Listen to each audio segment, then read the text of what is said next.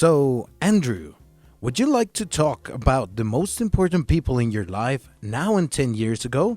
Now, would it bother you at all to going into explain your relationship with them? Well, I suppose it could be a bit embarrassing, but, well, I'll try to be as frank as I can. I guess the first question that anyone would ask is, what happened to your romantic relationships? I was afraid you would ask that. Well, to cut a long story short, I had gone out with Jessica since I was 16. When she was 18, she went away to university. And when she was away, I fell in love with Rachel. Where had you met Rachel? Rachel was Jessica's best friend from school, and I had known her a long time.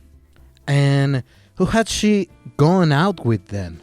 She had gone out with Matthew. Well, they split up over something silly, and the following weekend there was a party on, and Rachel and I went together because Jessica was away. Well, it seemed the natural thing to do. Then quite simply, we realized we loved each other. How did Matthew and Jessica take this?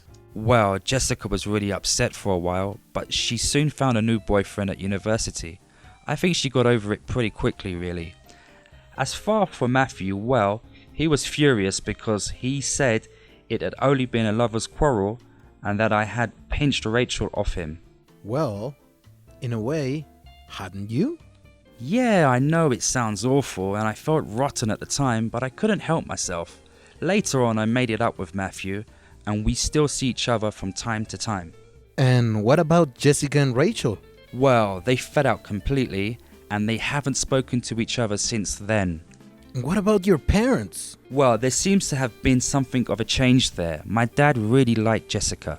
She was going off to study to be a doctor, and she's quite smart and was always polite, whereas Rachel was unemployed at the time and wore baggy clothes and things.